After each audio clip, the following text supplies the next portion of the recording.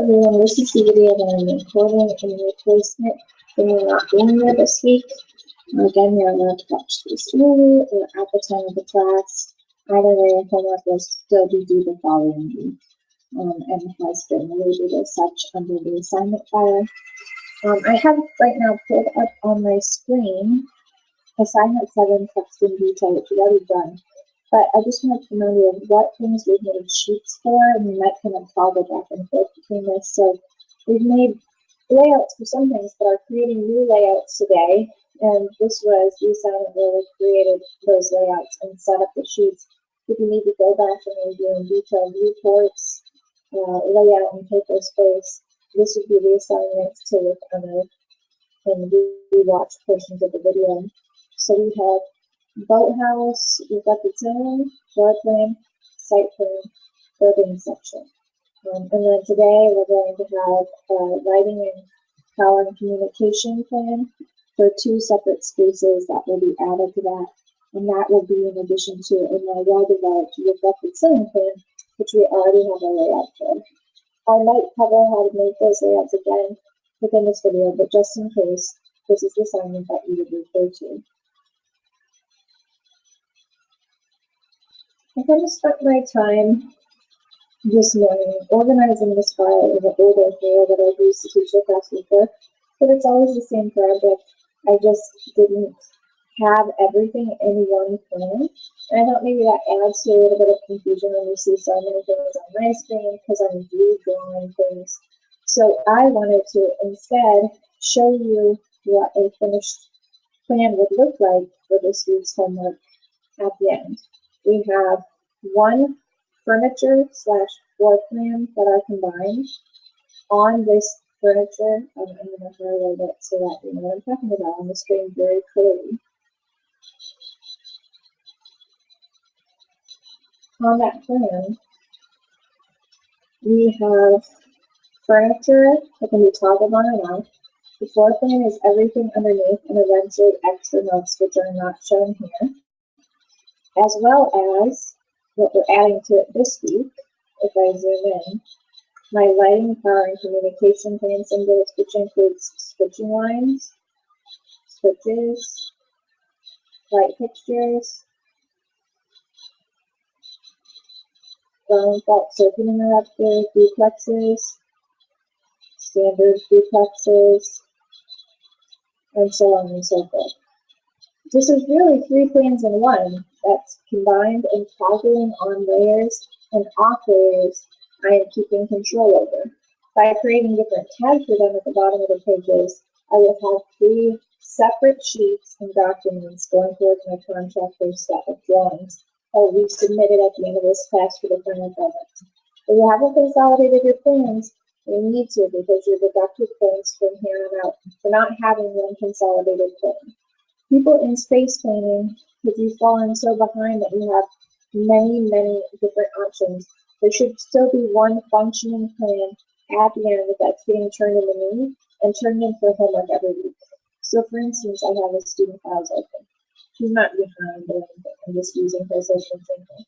There's a lot of extra stuff in Professor King's class. So we have all these elevations, maybe multiple tries of kitchen layouts. If you haven't figured all of that out yet, then just go ahead and for me every week box the closest thing to what you have. And then if you end up changing your mind, you'll have to delete this out and take this furniture and put it in the new plan for the finalization. As opposed to having 5 copies of this whole plan with everything in it already. We want to have eventually one plan just like this on my screen, completely cleaned up. Now you could keep that information to the side if you see it's useful for the future, but in that case, you need to come through and create a box or other shape that's going to delineate for me what's being due for my homework and push all this other stuff that you're no longer using to the side. All right, so here's what we're aiming for at the end of the day. To create these electrical symbols and lighting symbols for our lighting, power, and communication plan, and to create corresponding lighting, power, and communication plan plans for a master bedroom, master bath, and kitchen and dining area. So that means here's my master bedroom, master bath, on its own sheet, labeled at 1/2 inch size. Here's my kitchen and dining areas on its own sheet, labeled. This one needs to be scaled to 1/2 inch size. At 1/2 inch size.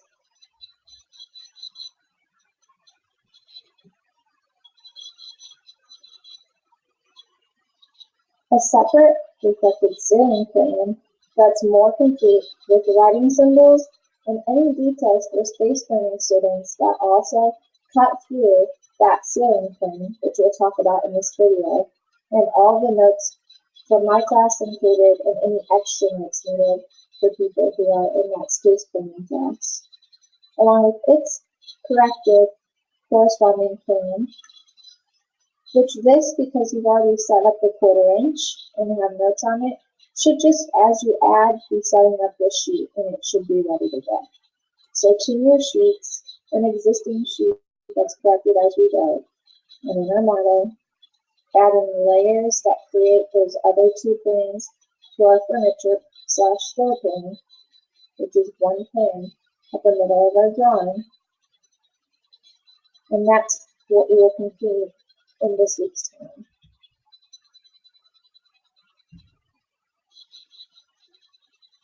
So let's go ahead and look at my floor plan here at the center of my paper. If I'm looking at it and I were to dial it back all the way to where it's just my basic floor plan, it means that I have to turn off some layers. Your layers should function as mine are when I'm turning these off, though some of them we haven't created yet, but definitely the furniture layer should be ready to go. This week we'll be creating a lighting and electrical layer if you have not already from the past week.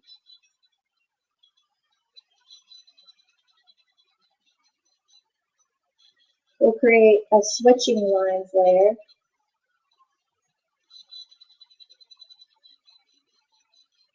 We will separate out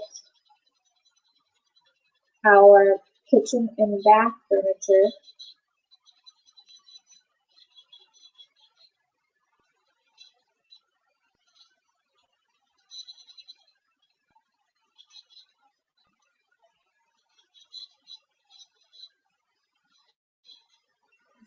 I'm going to toggle that layer of kitchen and bath.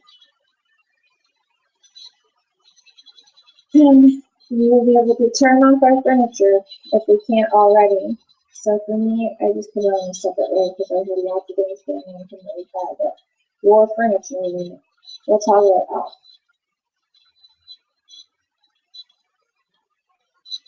And this needs to go on the furniture layer. Give me a little bowl of quick. Alright, so the last thing I recommend is to really pick a layer from my refrigerator. But really, because it's something I can really do go on furniture instead of going on my kitchen and bathroom.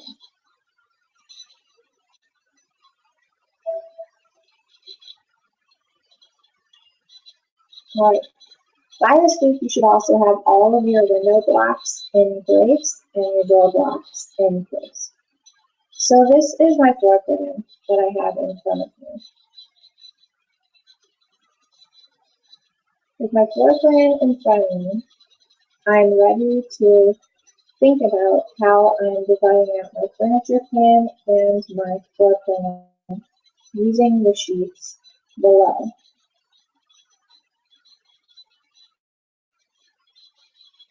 As we saw from the assignment 7, we've created a floor plan sheet, but we have not created yet a furniture plan sheet, although you see one in my drawing. So when you do create your furniture plan, you'll need to have this label of floor plan removed, but our furniture plan will have the furniture on, a new label that can toggle on and off with the furniture here. And then this label will have to go on a new layer so it can toggle on and off with our other plan. That means putting text on a couple different layers this week, which I'll show in a minute. But it does mean that since we all have this floor plan, if you wanted to create a very similar sheet that's already set up for you, it would be the one we want to duplicate in order to create a furniture plan. So for me, I'm going to have to label it furniture plan 2, but imagine you just label your copy of this furniture plan. If I right click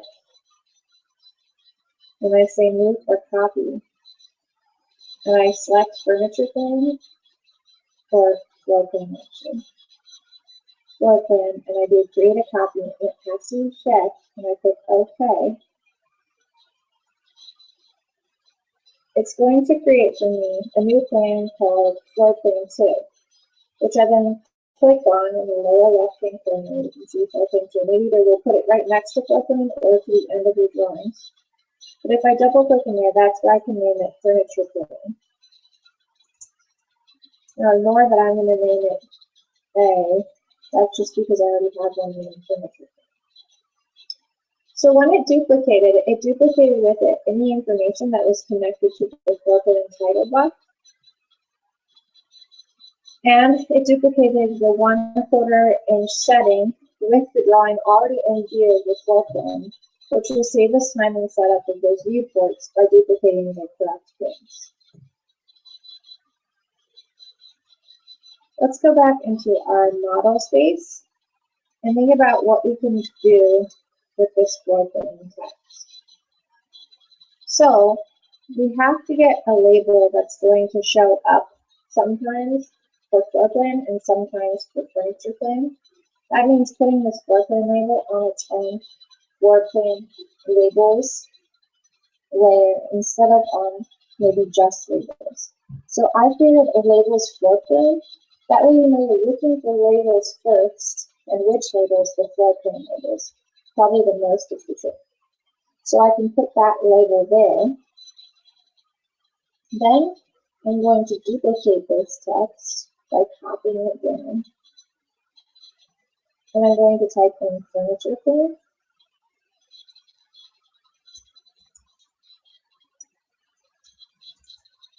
For people who are in space framing, and really for space framing people, I think that all caps text that's way more professional from a drafting standpoint than lowercase for what it comes to, especially major labels. So I would prefer if you did it that way, but I've created duplicate text in furniture plan. Now I want it to be in the same spot on both plans, so I can go ahead and move it up and align them like this. So that means when I want it on, and this will all make sense in a second, I'm going to have to create another layer called labels furniture plan.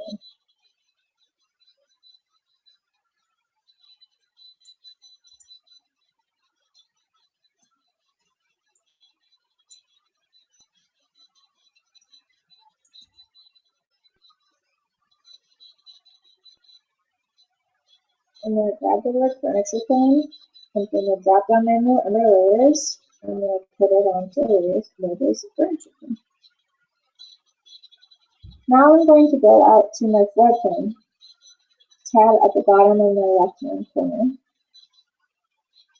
And in here, I'm going to actively click in my viewport. So I double click in my viewport. My viewport is this edge right here, so it takes up quite a bit of the paper space, but I can tell that I'm in it right now. I'm going to make sure, since this is at a 1/4 inch, that I'm locking my viewport so when I scroll in and out, nothing happens, but I can actively click and change things within the window.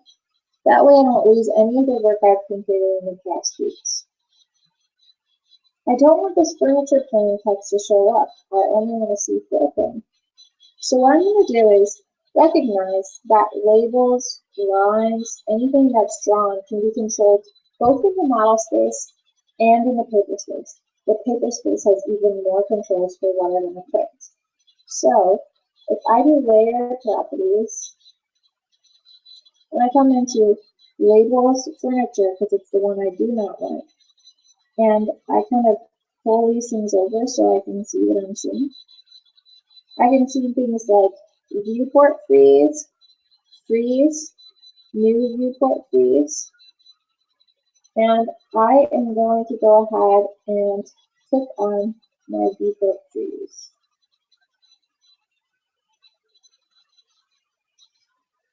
And close out. This is a viewport. The viewport exists in my paper space only, and not in my model space. So here when I'm looking at my floor plan, I now no longer see the furniture plan text because it's off in the viewport for when I'm going to go print. If I toggle back to my model space, I can see it's still overlapping this text. In the new furniture plan that I created, I can see I have the same issue as before, but for the furniture plan, I don't want to see the word floor plan underneath. So I'm going to double click into my viewport, make sure that it's locked, and I can't hurt anything, but I can't touch things because it's set to 1/4 inch equal from the foot in the lower right hand corner. And I'm going to go up here, and actively just from the drop down menu, if I hover over this, I can see freeze thaw in current viewport. It's a quick setting. That's the third one in from the light bulb. So I don't have to open the whole layer, it's crappy. I'm going to turn off this labels floor plan, and now I clearly see it took floor plan out from underneath where I labeled it furniture plan in the lower left hand corner. So that's the start. 2 separate plans with one small difference.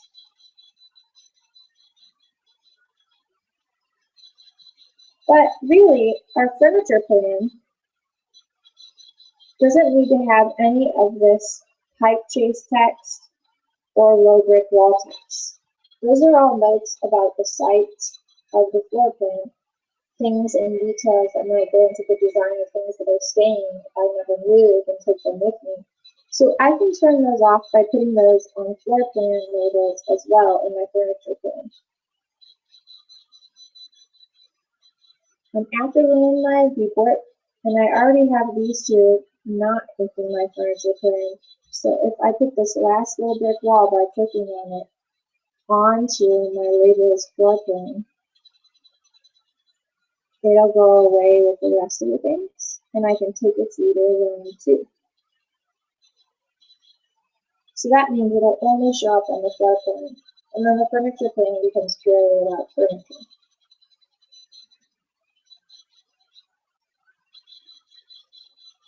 Now the floor plan also includes anything that is meant to be on, but this is really just to show you how we would start these plans.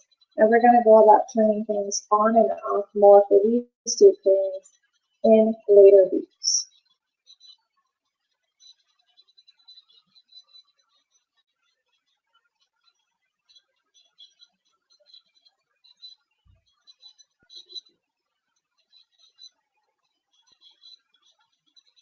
Let's just look at some basic things we can control right now, everybody with the layers that they've created, as long as they've done them correctly. So if we wanted to focus on our electrical layer, we'll first have to make sure that we have both the kitchen and bath layer on with all the furniture, which might be cabinetry, if that's how you've ended up labeling, is kind of up to you, or it might be furniture. Or it might be kitchen and bath layer that encompasses everything. But hopefully your furniture for this space is separate from the furniture for the kitchen and bath, things that are going to be stuck with the house if you've removed, like cabinetries, toilets, so on and so forth. To create my electrical layer, which is the new layer this week, I'm going to need to turn on both the furniture and the kitchen and bath. So just turning my furniture on, which I have labeled as house furniture here, you're sure to toggle on nicely like this. Now, the only things that are weird are places where I have furniture tucked under things like built-in cabinetry would not show up because we don't show the chair going underneath the sink vanity. We don't show these going underneath the tops of our countertop. You don't dash them, you just don't show them when you're looking for the furniture plan. but the furniture is on one layer. Cabinets, toilets, and all of that I've chosen to put on my kitchen and bath layer, which I can toggle on and off. So here I've toggled my kitchen and bath on, and you can see they overlap the chairs now. I see that bowl sits on top of the lower cabinetry top. I can see where my refrigerator falls. I've got the dashing of my cabinets, my upper cabinets.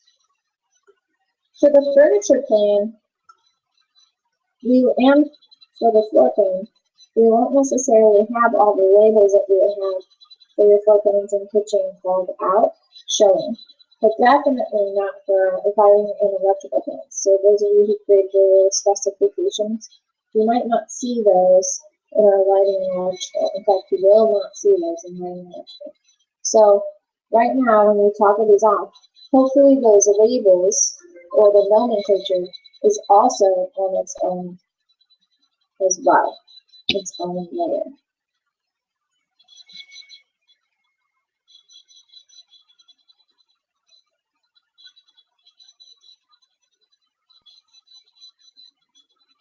It's not on its own layer.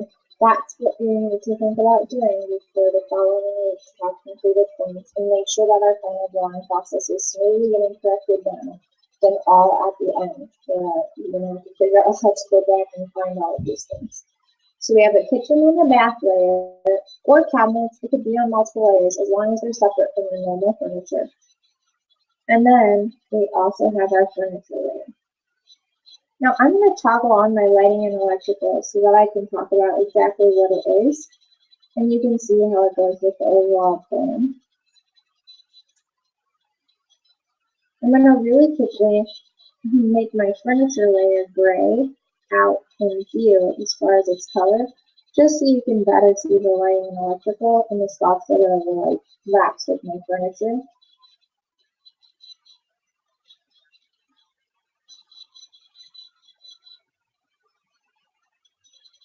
Alright, so now we have a bunch of stuff in gray and some items that are more white than others. The other last layer that I want to turn on is my stitching layer.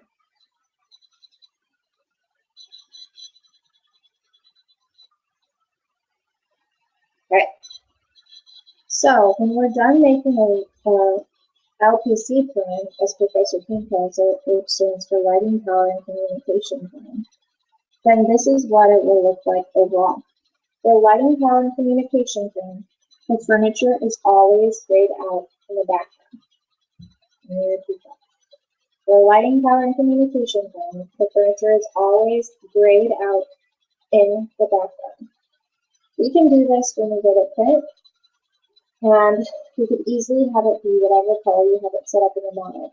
You do not need to change your furniture to be a certain color like I did now for this to be successful. I'll be showing you that in a later step, but just know that the final product, the furniture must be grayed out. Lighting, power, and communication plan is different than our reflected ceiling plan. For the reflected ceiling plan, you're showing only things that cut through the actual ceiling plane. A ceiling plan, if you can imagine, with an 8-foot tall room, and the ceiling's at 8 foot, and 4 normal walls with the door. That 8-foot height where you have the drywall beginning, and maybe the thickness above, is the ceiling planing that we're cutting through. And any details that are being shown that connects to the ceiling will tell us something important about the ceiling. So things like our dropped beam, even though it's above the finished floor, 10'6", it's connected to the walls and it might interact with some beams that come down from the highest points of the ceiling, or it might help to constrain them. So you could show it as dashed underneath here instead of as solid, just like the windows and doors. We could show it filled in, diagonally hatched. But anything that actually intersects with the ceiling is in solid line, unless the symbol that you create has dashing to it. So separate plans, a lighting, power, and communication plan. That means that we're going to need a third layer down here as well. I can copy my text this side, create LPC plan, which stands for Lighting Column Communication Plan. And I can move that right back there over aligned with the other items.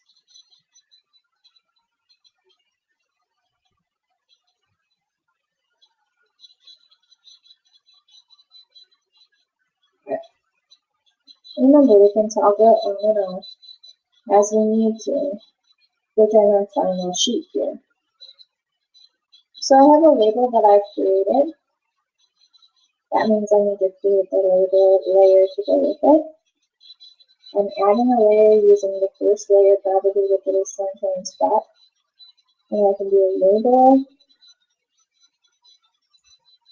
labels, LPC.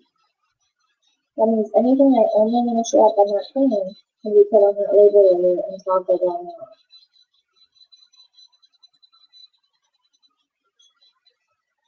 Then I can select LPC plan and put it on labels LPC. So I can toggle it off later in my paper space. Within here, I'm just going to talk about what you're drawing, and then I'll give you quick ideas of how to draw them. So I'm a super benevolent teacher, and I am giving everybody within their file this week anything that's in this box. A copy of a staircase, which is slightly different than yours, but works and actually correlates with the SketchUp model better.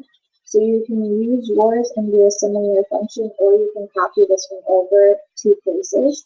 This is so that we can do what Heather was talking about having 2 different decks that we toggle on and off.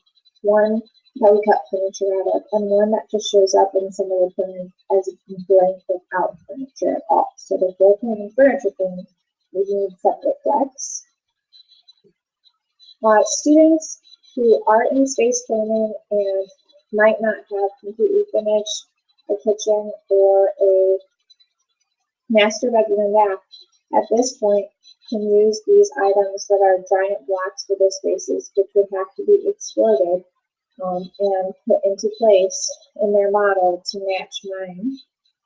And you're just going to have to align the wall here to get that bedroom and bath in place, and corner around the kitchen to get the kitchen in place. And we would have already taken a point deduction for any weeks that are that far back. So at this point, we can have these in hopes that you can catch up to at least get all the sheet sets done and have a working model. People in space planning cannot use my blocks. I'm sorry. It's just a higher expectation. Also, I'm giving you some of these symbols that we will be learning in a future week. Do not lose them, copy them in. You'll copy this whole file and it's a drawing file that will be included under the homework. And you'll use the copy and paste to get it from that file into your own personal file. Along with it is where I have the symbols, and I also have the titles that you should use for your legend. So RCP symbols legend for our reflected ceiling fan, and LPC symbols legend. Down here I have a 6-inch fan light, a 4-inch fan light, a 4-inch wall washer, a single pole switch, a 3-way switch, a ground fault circuit interrupter, and a ground fault circuit interrupter receptacle duplicate. So DHP switch. This, yeah. Should just be plain duplex and GF5. And then a range hood, LED under cabinet light. I made up this pendant, fan, light, and other light just to show you that it's easy enough to create your own objects as close as you can. So you can imagine a fan has a number of paddles radiating out and then a light at the center. So I have double lines to represent the size of that, just this light at the center. A 3-bulb vanity light is as easy as creating a rectangle and adding some circles to it. And then my fan, this one you can just use. It's a classic symbol, and there's 2 that are usually used to represent the gas and fan. So I'm giving you a whole bunch of symbols, some that are blocks and some that are not. What you can do is, if you use my symbols, you can put them all on your layer, and it looks like I broke them out so they're not blocks specifically, most of them. Let me check if what happens when I turn lighting and electrical off. Okay, so they all go off. Currently, I have them on blocks on lighting and electrical pane, but if you want them to toggle on and off for you on your lighting and electrical pane, if they're not doing that, that means before placing them, it might be important to come in here and select all these symbols and export them, and then go through and put them on your own layers, lighting and electrical, so that they will work with your layers. And if you want to make them blocks so they're quicker to copy, you could. But really, I'm more concerned that they're getting in place and they're on the right toggleable layer.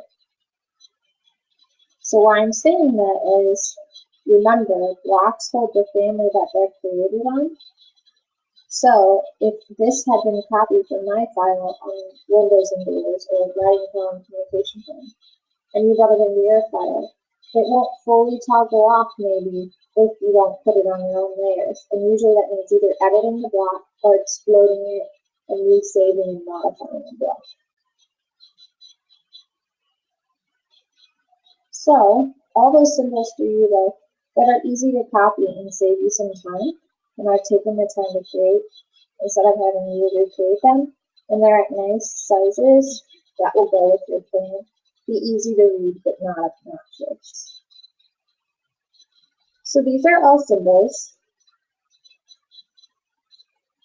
and here's how I've utilized the symbols. And we're going to talk about how electrical works. Now, people who are in both classes need to understand it somewhat, but also understand it's not my job to teach you this, at least not this year. So it is the responsibility of Professor King to teach you how to do a lighting plan communication thing. I only reteach it slightly and show you how to do it with CAD to reimburse what you're learning. If you do have questions though, I would be happy to go over any of this with you to check your plans before your final submission of the plans. I'm very technically minded, so I have lots of ways I like things done, which I'll cover in the video, and then I kind of talk about how the electrical works, which I'll cover it way more in depth with many examples. And I suggest you take the time to look through the paper examples and PDF that she's included, and very much pay attention to her video in this week. If not, rewatch it. So we have a switch. Imagine in your house you have a light switch that you can click on and on. Well, each of your light switch is, affect, a light. So for instance, this switch here, and the lines are saying what does the switch go to, that's called the switching line. It's usually shown as dashed or solid. It's the preference of the person who's asking for it. I like to show it as dashed so that it'll show up over my furniture, which is solid and grayed out in the background for these kids. You'll see it both ways and represented in the documents that Professor King will show us to people in my class. You see it one, and that's the way I want it done. So the switch is here. A switch is showing connecting to a wall. These lines could be shorter or longer, but no longer. You're not going to have it coming in and out. If anything, half the size of the switch line showing. And then a small S represents switch. Then we have a dashed line with a series of arcs. So the way that I went about drawing those are just taking my arc tool in the upper left-hand corner with a 3 point. And whenever I saw it going in, it's almost artistic. And that's how I feel about these plans, and that's how I feel about every drawing you ever turn in. It's not like the furniture plan matter and the floor plan matter, and this does not matter, and I can draw lines everywhere. It needs to be easy to read and almost more artful than anything you do because of all the overlapping qualities of it. So I draw a series of arcs. The way I pull will change the bend, but I don't want to have a bunch of loopy arcs coming off of it, so like it's sharp corners like that. It should be one continuous arch that kind of bends a little bit, and it should be no more bent than right there, which I do by just changing the connection. So if I come out further and I do my bends, it's more gradual, leading to the next fixture. And you just have to play around with the arc tool, get used to it, and get more comfortable with seeing how lines bend as you choose those pick points. So we're using arcs. The arcs I have set up to be by layer, and I've created switching lines, and we'll talk about the size of the dashing and how that will affect the look of your arc. So everyone will set their dashing to be the same this week as well. So I'm going to erase out my example arc and really highlight my switch and my switching lines, which lead to a fixture. Now this is just a big rectangle, but it's white and it's over top my plant and over my furniture, so I can see what it is. If I were to have my symbols legend down here that I was creating, I could see that that's a 3-ball rectangular pendant light. Imagine a really large pendant light of the original trigger that has 3 pendants connected to it. But one overall holder for those 3 pendants. So here I'm showing that pendant light connecting to the switch at its center point. Notice all of the lights connect at their center points, and I never intersect my switching lines through them. So what I'm saying is, I would never take this line and continue it through the light to get somewhere else, even if I were to modify my arc at all. It shouldn't cut through my light.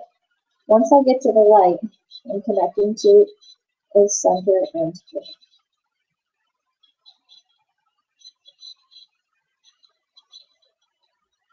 And making sure my code is nice and clean. So all these lights, the cam lights, should connect on the little ends in the ideal world of those hatch marks. Never ever should the line cut through the fixture like this. Nope. So all I did to create all 3 of these pieces, a light that's going over my table, was draw my switch, which I could copy down from the above, and you would copy in your drawing. So if I have my S3 or single pin switch, I simply copied that once I had this in my drawing and pulled it down. I added a line to connect it to the wall.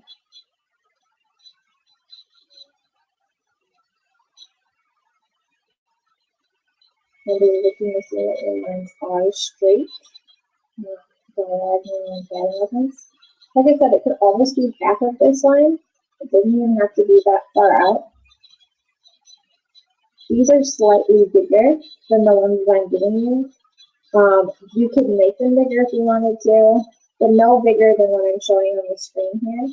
No bigger. It's about the size of this typeface text. If it's just too hard for you to read this, you could scale your S's up slightly using the scale tool to create an S of this size. After I created my S is when I grabbed my arc tool, and from the center of the S, I started to draw arcs leading to that light. There's a series of arcs with gradual bends to them, no sharp corners.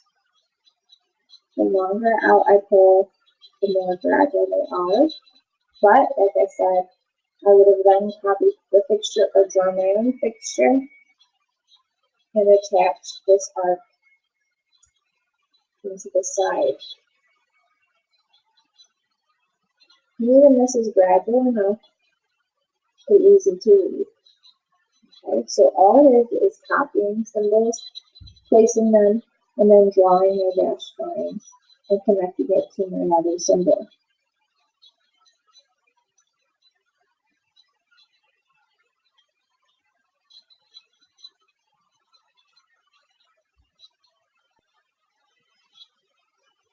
Okay. So I'm going to read out this extraneous and then talk a little bit more about electrical. So, what is the single switch telling me? That means this is one location that I can turn this light right here on and off. That's what a single pole switch does. What about an S3? An S3 means that at the other side of the room, and it doesn't matter where, you could have it right here if you wanted to, or at another location, I can control the lights, which is really nice and has to do with thoughtful design. So imagine, it makes sense that I might get a little of illumination if this is my cursor and I'm walking into the space. I could turn on the one table light or multiple can lights, which allows me to walk in here with light. As I walk over here, I could approach the kitchen and flip on using this S3, whatever's connected to that light switch. So, it turns out that light switch controls the predominant larger can lights all around the outside of the kitchen and would light up the whole kitchen. And I would safely now be able to walk through both of these spaces. But I might not always want these large lights on. And it might be something that I want to have access to both from within the kitchen or from sitting at the bar. When I leave the kitchen, I could turn it off there. So what I've done is added a final light switch coming off of that same set of lights from behind and connecting to the wall over here, which creates an S3 connection. Lights that can be turned on from two different locations, point A and point B, but run the same series of lights. That's what an S3 is.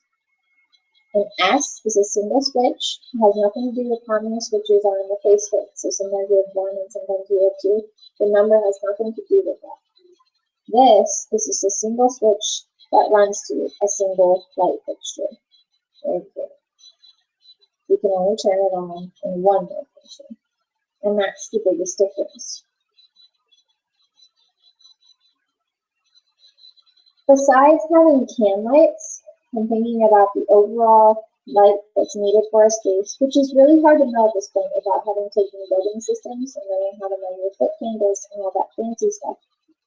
I like to think about having can lights that are, the bigger ones are on the outside, and then smaller ones are used for any extra lighting, or sometimes if we have a wall washer like this for artwork that might be on the wall, strategic lights are needed for that kind of thing. Our bigger lights, we can take our measure tool and kind of be using rules based off of mine. About 8 foot apart. If you have bigger lights more than 8 foot apart, so this one I have them about 10 foot, then you might need secondary lights that fall at the centers of those more inward. You don't want to have too many lights, so I wouldn't want to have every 4 foot a 6-inch can light. That'd just be overkill. You want it to feel moderately filled in, and you want to think about how you're using the space. So about every 10 feet, 8 feet, you're using a 6-inch can light. And if you're using smaller can lights, in here, I have it about 5 feet for my 4-inch can lights. Now notice, this included a middle light fixture here. These are just extra illumination, all these little ones. So the big ones all run together and the little ones all run together. The little ones are a single switch, and we could just have very little illumination in the kitchen. Well, we can't turn that off at another location like we can with our S3. So why would I need that? Sometimes I'm doing lots of kitchen prep and using knives, I want to have a lot of light.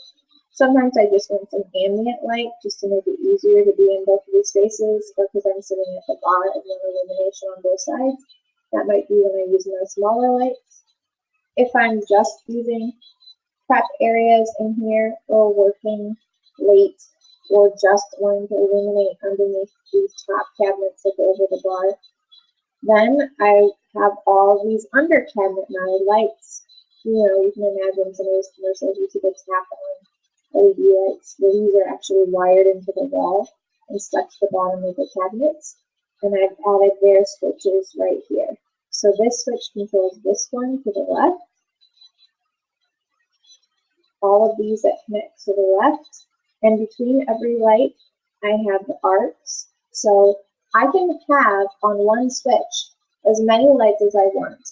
Now I'm just saying that to you because you're new students, and you have no idea how many lights you could have given a capacity of an actual electrical system. But what I'm getting at is, just because there's one X doesn't mean it controls one light. On a single switch, it just means if there's one X, you're turning on from one location. If there's S3, you're turning on from two. But on a single switch, I can control quite a few lights. So I'm doing 1, 2, 3 here. And I'm showing that they all come on at once by connecting between each of their endpoint centers with these dashed lines. These three over here connect, and they're controlled by a different switch. And then all of these bigger lights are controlled by my S3, and all of these smaller by this X over here. You want to think about putting switches in convenient locations as your client is walking into a space. So if this is my front door, I might want a switch right when I walk in that controls some type of entryway lighting. It could also control a secondary light in here, or I can have a separate switch that's walking in a little bit further. I hit here for just this dining and reading nook or whatever's going on in that space. But it should always be at a main entry point. We have at least one light that controls our path's lighting. So the most difficult thing this week will be understanding layers and layer management, and maybe wrapping your heads around what S switches do what. But for students who aren't in space planning, I feel like I do a pretty general good understanding of how we connect these things and why. Don't overkill it for those of you who don't have space planning. So if you really don't get S2, then use S's for everything. Space planning students, it's not that way. We're looking at good control of lighting. Okay. You're allowed to copy verbatim, people not in space planning, my exact plan, and I'll give you a PDF of whereabout these things are, and you can review the video. But that way you're not thinking too hard about it, because there's two different skill levels represented in this class. So, that being said, other things to do with lighting and electrical, or the lighting, power, and communication thing. So we have switches, lighting lines that designate what lights are being controlled by the switches, different types of light fixtures, so can lights, wall washers. The wall washer is where it's directional, pointing at something. The open side is where the light is shining, and the closed side is what's pushing the light that direction. So that means this side is pointing that way. If the other side was closed, this one right here, and this was open, the light would be pointing this way. There's art on this wall, so I also have a wall washer. And then sometimes I have decorative lighting, which might be a symbol that I have to draw, or could do an above view export from SketchUp for a more interesting light fixture that's harder for me to draw, that I want to get quickly. Besides lighting, switching, and switching lines, the other big things are duplex receptacles.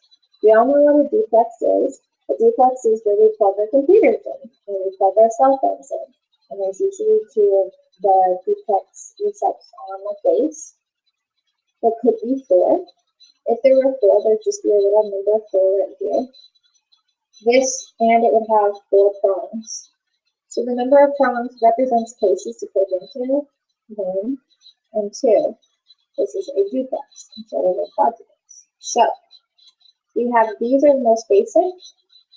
In residential, they're every 8 to 12 feet as well. I need you to verbally listen to me in this video on these rules because I'll be checking them. And think about point of use in your house. You can kind of walk around and see. We usually do have them every 8 to 12 feet for convenience. So I have them in my kitchen every 8 to 12 feet. And then I might have more where I think I'm using appliances, so there's extra in here, a ton of them. And then I have back to 8 to 12 feet out here in my dining room. To place them, we simply grab 2 prongs and put them up against the wall in here and snap it to our wall line. They're, I think, equally long on both sides, but usually it's that the shorter edge connects to the wall if they happen to be different. So duplexes, here's where we plug in, every 8 to 12 feet. In the kitchen, there might be more. Think about how your client is using their appliances. In kitchens and bathrooms, we can't have a plain duplex, so that's this with no symbol into it.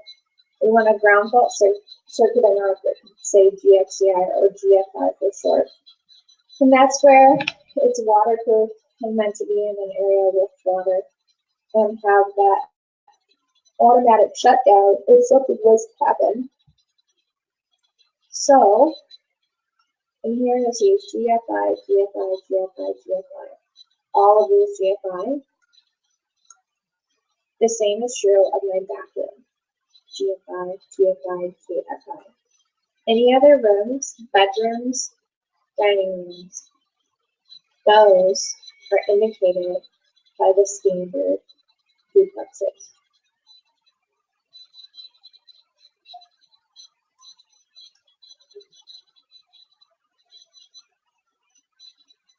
Fans and items with lights, even if this fan didn't have a light, would still be controlled by a switch.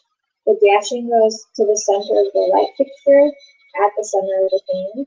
If you really wanted to, I think I would reach up over the cleaner look of having it go to the center of the prong, the paddle of one of those fans. Think again about how we're walking into a space and how this would be doing. So, we usually have a switch that covers most of the lighting in our bathroom for the toilet and the ambient walking. And then we have a switch that covers the fan that might be built in, should be built in near or right outside of our shower or tub.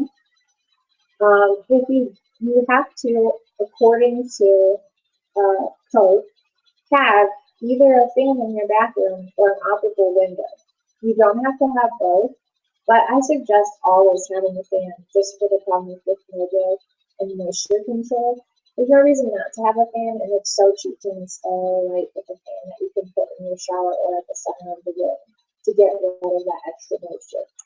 So, a switch for our fan and a switch for our lights, always connecting into the center prongs of our lights. I have a smaller light over the toilet and some equally spaced together throughout this space. One centered here, and then some task lighting, which is the free vanity light above the vanity. My ground fault circuit interrupters, which really should be closer. And they're only not, so I moved this lighting here and I put it in my file, so connected tightly into the wall. And my switch here that controls this light at point of use, as opposed to at the doors, because not everything is controlled from the door. Some things are controlled and where you're using the task, completing the task.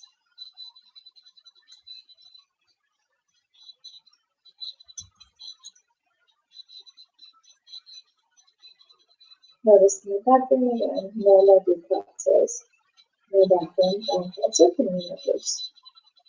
All of these things were completed with the same process that I showed you earlier, using arcs of a designated type.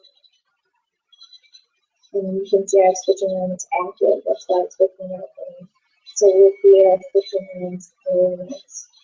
And connecting them into the center prongs of the objects that I copied from the symbols and are created on my own, because these are all easy. They're just circles with lines coming off of them, text with lines coming off of it, circles with double lines. Any of these things could be created by you if you knew the symbols, and any symbols you don't know can be Googled instantly. Standard drawing representation for X, Y, Z. All right, so knowing that we have all that stuff, we're saying this is another layer we have to create. All I did was do layers and then I get a new one, click, and it created a layer, and that's where I did switching lines. It would do that, I'm going to pretend I don't have it, and then I'll click on here. And with my switching lines, I want to make sure that I have it set to -2, and then after I set that to -2, there's going to be a point where I think this is the easiest way so everyone has everything consistent.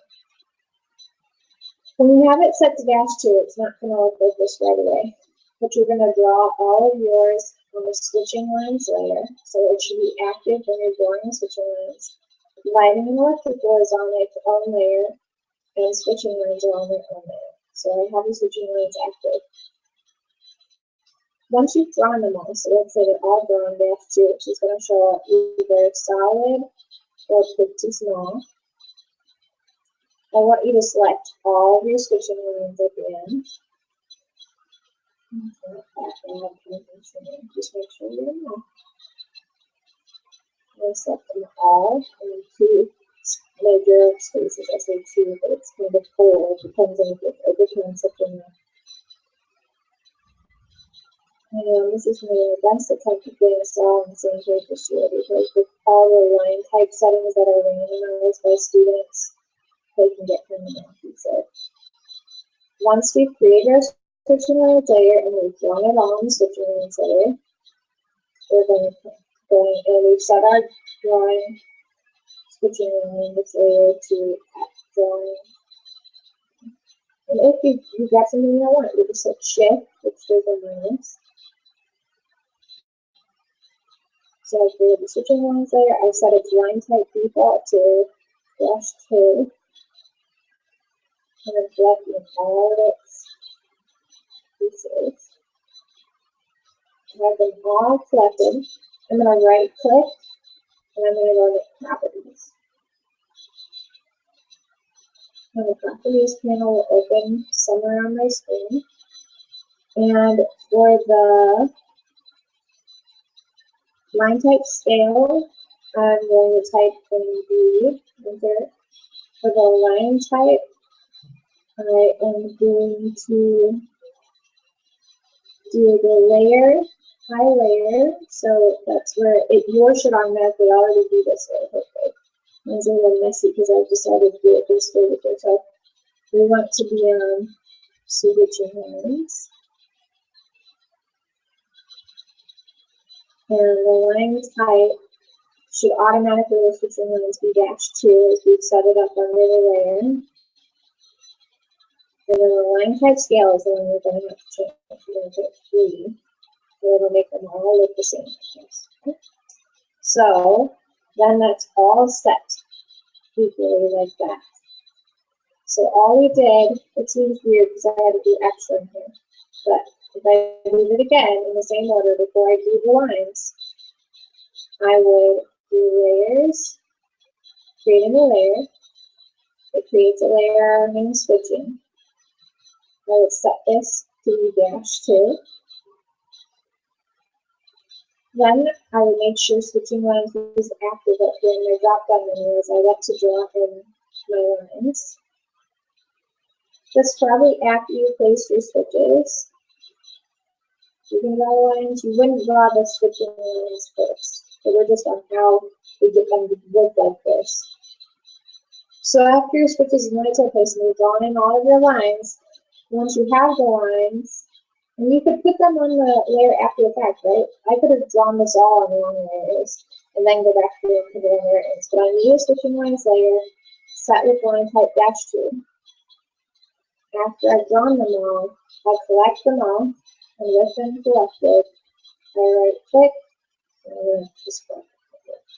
I right click, and I go into properties, and then it should be switching lines -2, the line type. And then I type the line type scale to be 3 so it's all consistent. And it'll all plot that way and regenerate that way.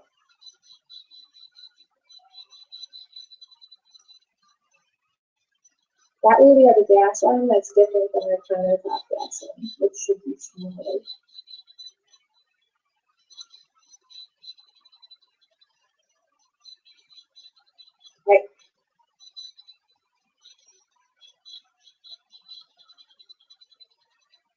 So now that we've created the switching lines, and we've made sure all along that we put any symbols, lights, switches, duplexes,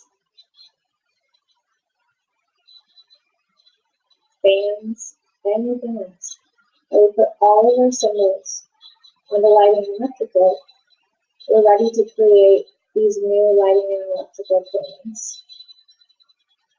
So we can toggle our furniture on and off, our kitchen and bath on and off, and our lighting and electrical on and off.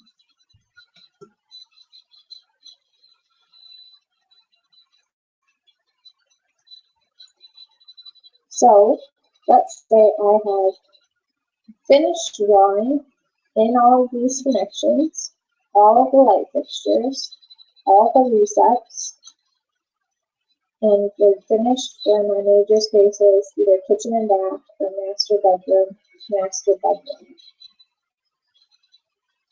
And you'll have to confirm with Professor King, my space finding students, if you just need to have 2 of those spaces or if it's all 4 of them, and let me know, because then I can grade it differently. But I will confirm with her as well, and maybe send that with an announcement for the video. You don't need all of these, but I wanted to show all of them because I know you have to pick from those spaces. So once we have it like this, if we go into our furniture plan and we haven't controlled anything really yet, we have some things to turn off. So here's my furniture plan in the bottom where I've created that new tab. I already turned off floor plan label, but I'm going to have to go under here and find that LCP labels and turn it off with the default freeze-off. So now it reads as furniture plan again. I need to make sure that those switching lines is what you're going to see, is this. Switching lines and lighting and electrical are turned off because until I do, what you're going to see is this. So I just want the furniture on. So I come down, drop down, I turn switching off with the freeze bar, and I turn lighting and electrical off with the freeze bar.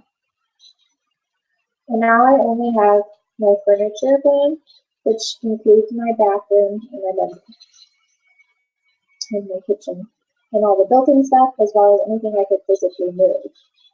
But it excludes any of the labels that I turned off earlier in this video, and any of the labels that would overlap with furniture plan. So now at this point, what I can do is make sure that everything is going to print right. And this one, I could technically print in monochrome. So everything, even though my furniture is 254 gray, and so on and so forth, this one I don't have to worry about colors on. But eventually for my lighting, power, and communication plan, I'll have to worry that I cannot use monochrome and that everything is going to print the way I want it to be. So we can go and look at our floor plan. Then we would have to do the same thing for our floor plan. Turn off the LCP label plan layer, labels LCP. Turn off our lighting and electrical in the viewport. Notice it's not the light bulb, it's my freeze block. Turn off my switching.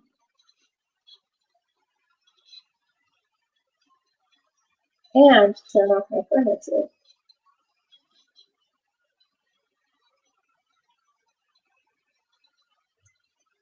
So I'm only left with the things in the house that are built in. Now notice here, my dashing is showing up differently than my dashing in the actual view. And what I mean by that is if I go into my model, it's lovely and dashed and really tiny. And let me click on it. It's tiny. I click the properties are tiny. It's quaint normal. It's teeny tiny. It's probably set up that other dash here, which is supposed to be on its own. If I go into floor plan and I double click in here, then I type in paperspace, it's PSLT scale. No, I'm going to see if it's either 0 or 1. I'm going to see if it puts it in.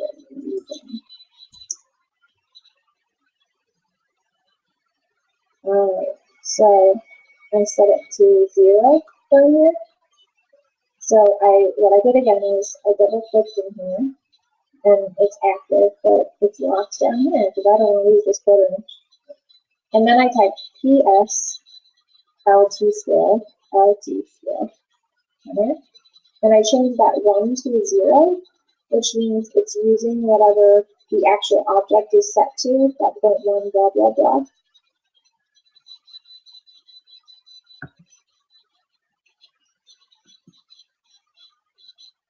I lost you for a second, so I'm going to have to do anything. It's using that number instead of what the paper space is set to set that scale. And that corrects that after I typed region. So after I did PSLT scale and 0, I had to type region, enter, and it corrected all the direction in those spaces. So here's what I'd see when I want the notes on. This note here, this note, and anything that's going to be stuck, fixtures, and cabinetry when I go to move. I should have all of my window symbols. And this I could print monochrome as well, so it doesn't matter if the windows are showing up as green.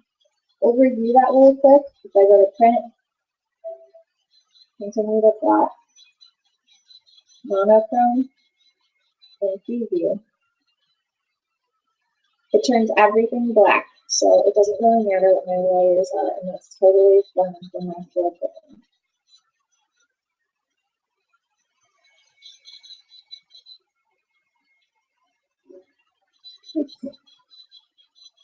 Right, so that's furniture plan and floor plan set up how their final views would be.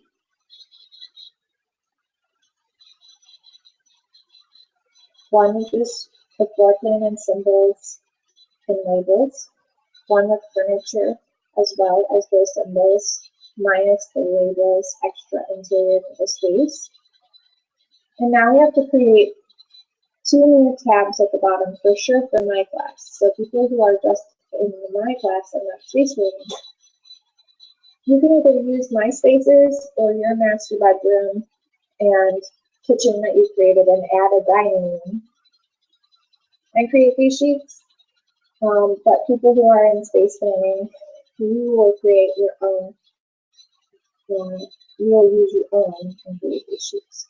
So how do we create those again? Well, there's nothing that we have really great to duplicate from. I guess we could use a furniture plan or a floor plan because those things already have some of the layers on. So what I could do is right click on my furniture plan and do the mover copy, select furniture plan, create a copy, okay.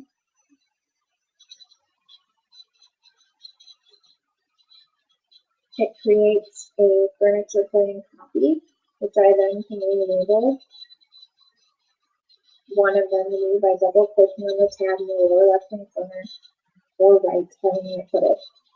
LPC, Lighting Plan Communication Plan, and I'll call it Master Bedroom Deck. Master Bedroom.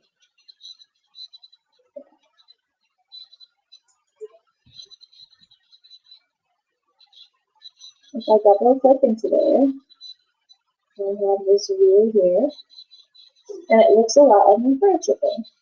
But in this case, I need to double click in so I can actively change the text because I don't want it to be the furniture plan. So I need to turn off the furniture plan label and turn on my LPC label right here. So I turn this on for him.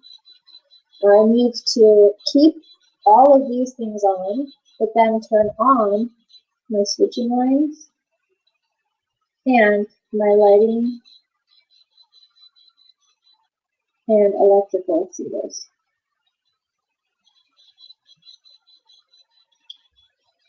I need to unlock this because it's set to a quarter, and for lighting and communication, they're usually set to a half for the bathrooms plans and the kitchen plans only. It could be mostly 1/4 of an inch if we showed the whole house, but for our breakout of the rooms, it's going to be 1/2 inch. So I need to unlock my viewport in the lower left-hand corner. If yours is unlocked, you don't need to, as long as you can scroll in. That's what you need to be able to do right now, and that might be a problem if you're locked. And you drop down the arrow and choose 1/2 inch. And then I'm doing my first 2 spaces, which I said were that master bedroom and bath. And then double clicking out.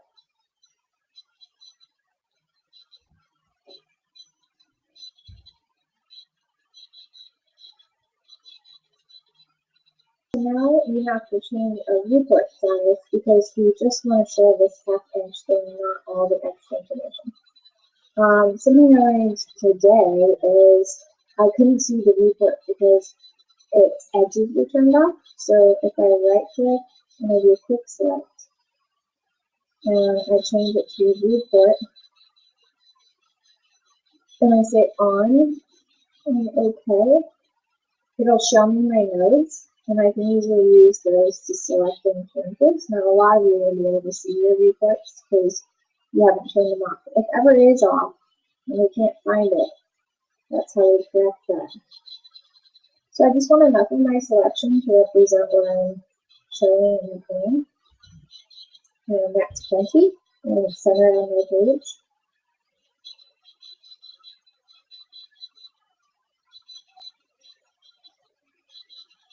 Now, the little nuance to this is I'll have to create another rectangle because of the crop of this one to show that label that goes underneath this, because the label is way down at the bottom of the page.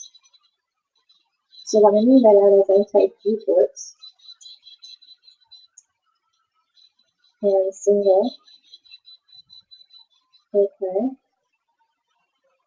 and here, and then we can zoom in more time until I find the floor plan. And zoom in down here, then set this to be 1/4 inch because I like the size of the scale of the name, and I know that on the other things those texts are 1/4 inch. And if it was for any of your annotated, it would be 1/4 inch. And then I have to turn off in that viewport my other label plan. So not opening that and opening the default LCP. And then I can move this to be where that is on other planes. And then I have a label, and I have my 1/2 inch plan right here. So I have to do the same process for my master bedroom, master bathroom. Then I'll have to do the same for my dining room. So we just did master bedroom, master bathroom. And then I'll do that same plan where I create a viewport and crop it. And then I double click in, it's at 1/2 inch. I want to create another viewport. And let me see something really quick, just another interesting thing. So if I go into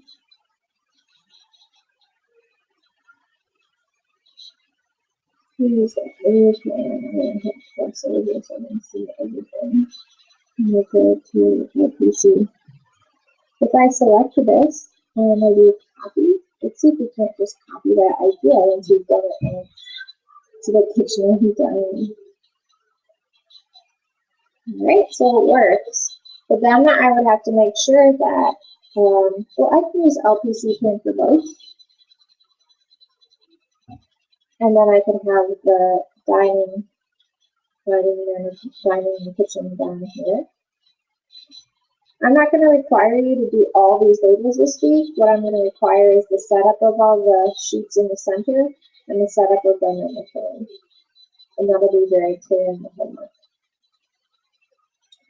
So in the end, you should have something that looks like this. we should have something that looks like this, except more like this one with a label on it. And we should have a furniture plan and floor plan that are updated. So mine is this one is my floor plan, and this one is my furniture plan. With it's a little label underneath, that's not showing. And I'll have a printed set of what the plan should look like. But we can clearly see on one the furniture's on and on one it's off. And in our model, that's why, because my ladies got turned off in here. So please, my ladies. In my model, it'll look like this. A bunch of text here, this with everything on, and then our reflected ceiling fan.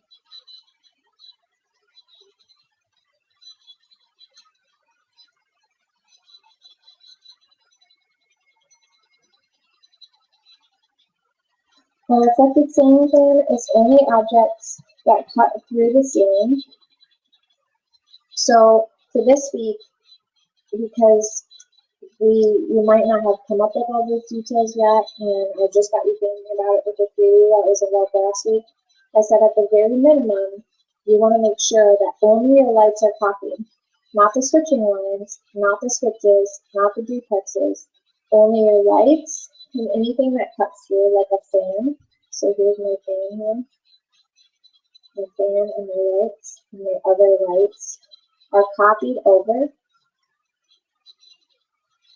And then you want to hatch your windows and doors because all of those jambs are not shown to be that part of that cutting plane. So every window and door gets hatched. That means you remove the symbols and hatch them using ANSI 131. I just clicked on the hatching for that to show up. But what you would have done is cut out your windows. So in the plan to the left, if you delete a window out, then we would go through and hatch once we deleted them all out of here, of this plan, just like I did over there, with ANSI 131. We would hatch where the beam's at, or we could do it as dashed below. So if I really wanted to say what's happening, it's that the beam is almost as low in here. I could make these dashed lines instead, because it's a drop beam and it's not cutting through the plane. But it might tell me something about how the ceiling is being controlled. Keep my peak, which for you guys is the right way going to the other side, and slope. A lot of you for your home, like this last week, didn't extend your arrows all the way from here to where it slopes. That has to be corrected. So the arrow should touch edge to edge in the sloping parts. They should touch in the flat parts to where the slope starts. So that way you get a really good. It shouldn't be hanging off here in the middle somewhere like that. Does not count. Alright. And anywhere you have walls shows up on your reflected ceiling fan. So where the walls intersect with the ceiling base, that would show up on your ceiling fan. So on mine, I only had these bedroom walls. So those were translated to my ceiling fan. But notice I wouldn't have the door because the door is not part of it. So that becomes just this empty space and then this. You could possibly hatch it, but for the interior walls, I just closed off the gaps like that. And here, because there's already hatching going on. So this is the thickness of my wall coming off of this beam part. We would have all of that connecting and open. And the door is closed off with just lines.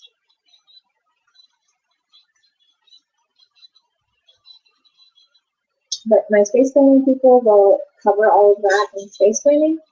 And Professor Queen can help you. Also, I'm pretty dependent that Heather can help you. Heather's very technically minded. And I can help you if you call me on the phone. And I'm thinking about doing Wednesday lab hours. I'll let you know when the baby is asleep and if I can go down to the hotel lobby and just take that time for you. So it should be around 2-ish that I would be available. But if you really need me, then send me a text so I can plan to see if anyone really wants me on Wednesday, regardless. And this is our reflected ceiling here. Very basic. It leaves the lights copied over and all the walls in for this week. And it will be reiterated in your homework. That means that when you go to click on your already set up ceiling plan tab, all the walls in that hatching should show up. And this one could possibly be printed at monochrome depending on if you have anything light gray you want to show up.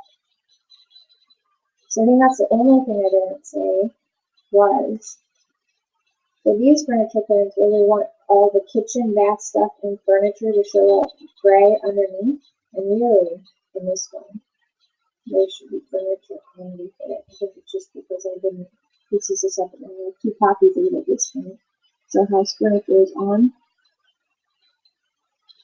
For this, we can also control if we pick layer properties for just the viewport what color things are. So we could control that just the furniture, mine is house furniture, is 253 gray. And then I could say everything else I could change to be a color that's going to print black. That way I know my monochrome, this one I have to set it so that the hatch is black, the walls are black, the lines are black, and then everything else is showing up as gray.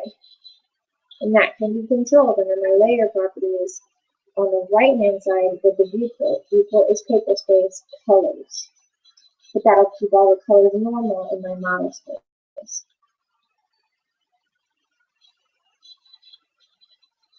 Alright, well, if you need me, just let me know.